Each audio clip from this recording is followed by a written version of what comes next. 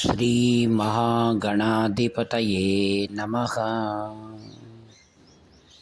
सदाशिवसमारम्भां शङ्कराचार्यमध्यमाम् अस्मदाचार्यपर्यन्तां वन्दे गुरुपरम्पराम्।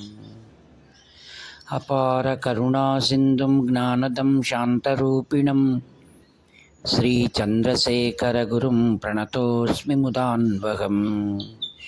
देवे देहे च देशे च भक्त्यारोग्यसुखप्रदं बुधपामरसंसेव्यं तं श्रीजयेन्द्रं नमाम्यहम्। नमामः शङ्करान् वाक्यविजयेन्द्रसरस्वतीं श्रीगुरुं शिष्टमार्गानुनेतारं सन्मतिप्रदम्। सर्वमङ्गलमाङ्गल्ये शिवे सर्वार्थसाधिके शरण्ये त्र्यंबके देवी नारायणि नमोस्तुते। ప్రేమస్వరూపులారా, సనాతన హైందవ సంస్కృతి యొక్క కీర్తిని నలుదశలా వ్యాపింపచేసినటువంటి వారు ఎందరో. వారిలో మనం ఎప్పుడూ జ్ఞాపకం చేసుకున్నటువంటి వారు స్వామి వివేకానంద. ఈయన ప్రపంచ అగ్ర దేశములు అంతటా కూడా పర్యటించి 1892లో భారతదేశానికి తిరిగి వచ్చి డిసెంబర్ 24, 25, 26 ఈ 3 రోజులు ఆయన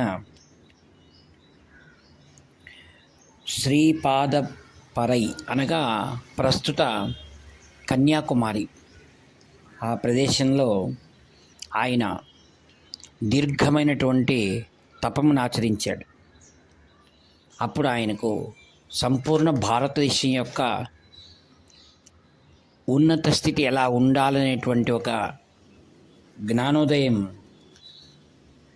స్పిరిచువల్ ఎన్లైటన్మెంట్ అంటారు, ఆధ్యాత్మిక జ్ఞానం ఆయనకు ఉదయించిందని ఆయన చరిత్ర ద్వారా మనకు తెలుస్తుంది. ఆ పవిత్ర ప్రదేశంలో పూర్వం పురాణాల ప్రకారం కన్యాకుమారి పరమేశ్వరుని గురించి ఏకపాదం పైన నిల్చొని తపస్సు చేసినట్లుగా కూడా మనకి ఇతిహాసం తెలుస్తుంది. 160 మిలియన్ల సంవత్సరాల పూర్వం అక్కడ గొప్ప కొండ ఉండేది.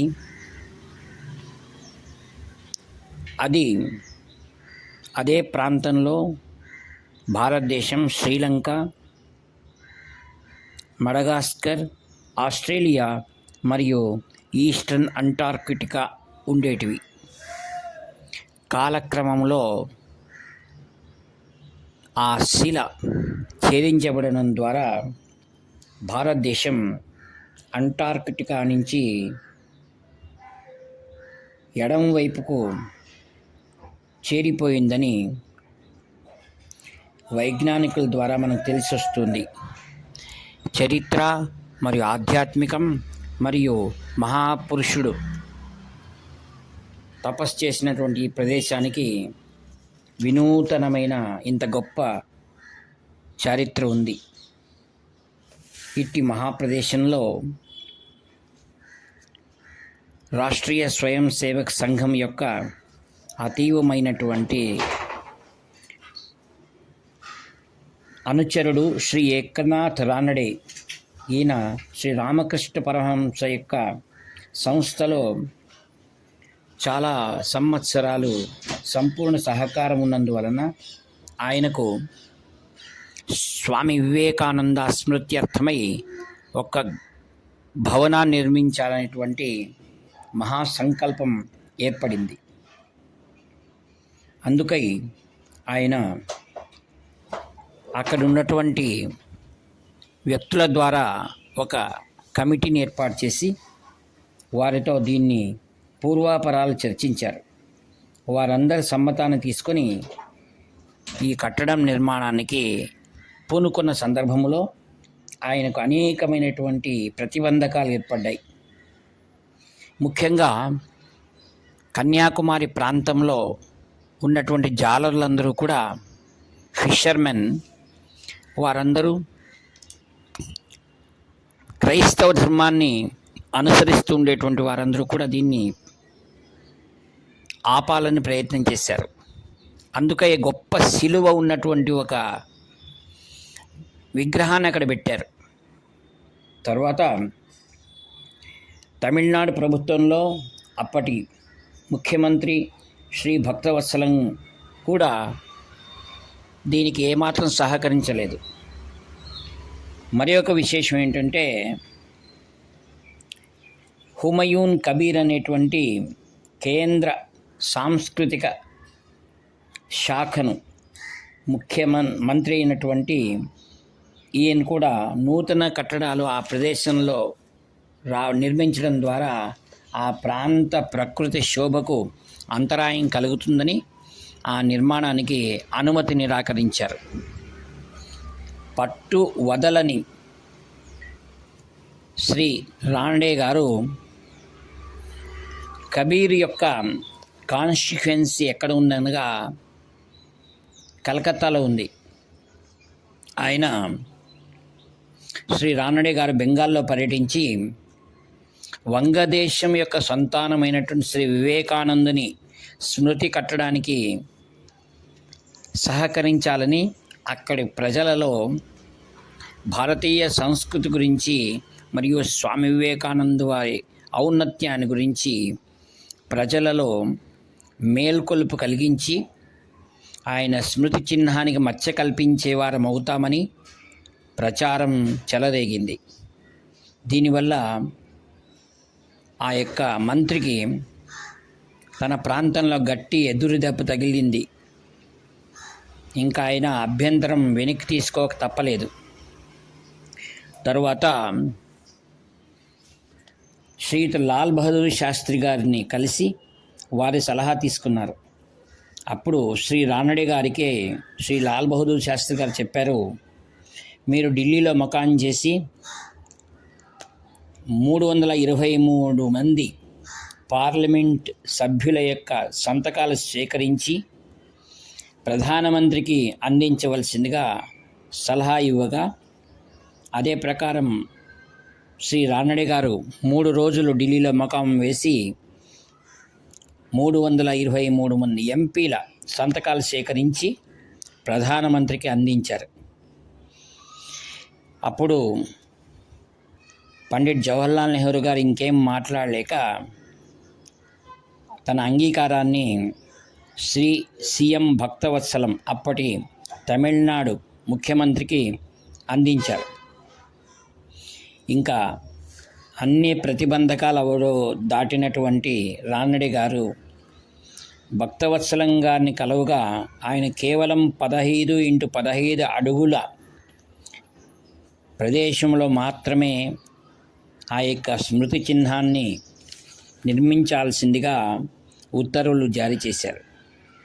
అయితే అంత చిన్న ప్రదేశం ఎంత మాత్రం సరిపడదు అని తెలిసిన రానడే గారు భక్తవత్సలం గారికి మరియు కాంచి కామకోటి పీఠానికి ఉన్నటువంటి అనుబంధాన్ని తెలుసుకొని మహాస్వాముల వారిని కలవాలని శ్రీ శ్రీ శ్రీ చంద్రశేఖరేంద్ర సరస్వతి మహాస్వాముల వారిని కాంచీపురంలో కలిసి పరిస్థితిని వివరించారు. మరియు శ్రీ వివేకానంద స్మృతి భవనానికి రూపురేఖలు మరియు వాస్తుశైలికి అనుగుణంగా తమకు మార్గదర్శనం చేయాల్సిందిగా ప్రార్థించారు. అప్పుడు శ్రీవారు మంచి శిల్పిని ఒకరిని పిలిపించి ఈ దేశంలో ఉన్నటువంటి అనేక వాస్తు శైలికి అనుకూలమైనటువంటి ఒక నీలి చిత్రాన్ని ఆయనకు అందించారు, అనగా బ్లూ ప్రింట్. దాన్ని సంతోషించినటువంటి శ్రీ రానడే గారు తర్వాత ముఖ్యమంత్రి కార్యాలయానికి వెళ్ళి శ్రీయుత భక్తవత్సలం గారిని కలిశారు. శ్రీయుత భక్తవత్సలం గారు కాంచీ పరమాచార్య స్వాముల వారిపై ఉన్నటువంటి ఎనలేని భక్తి శ్రద్ధలకు తల వంచి ఆ యొక్క భవంతికి తన యొక్క అనుమతిని అందించారు.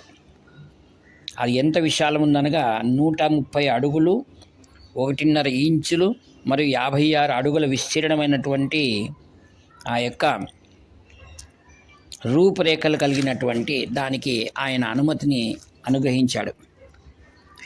దాన్ని శిల్పి ఎవరనగా ఏకనాథ్జీ.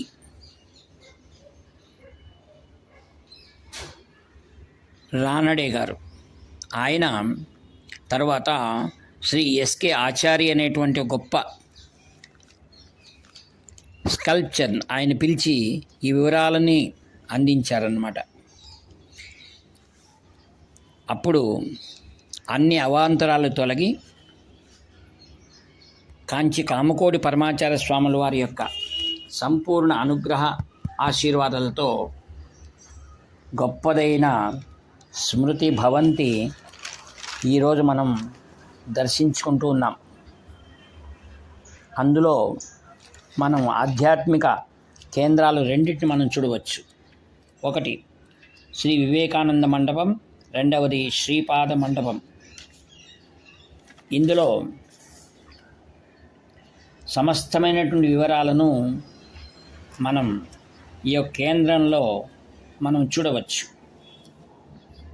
నేను ఒకసారి కాంచి శ్రీ శ్రీ శ్రీ శంకర విజయేంద్ర సరస్వతి మహాస్వాములు వారు ప్రతిరోజు పూజ చేస్తుండగా కళ్యాణదుర్గం నుంచి వచ్చినటువంటి ఒక స్వామి వివేకానంద మిషన్కి సంబంధించిన ఒక యువ సన్యాసి ప్రతిరోజు పూజకు వచ్చేటువంటి వాడు. నేను ఆయన్ను మీరెందుకు ఇంత శ్రద్ధగా రోజు వస్తున్నారనగా ఆయన చెప్పారు, కన్యాకుమారిలో నేను ట్రైనింగ్ తీసుకుంటున్న సందర్భంలో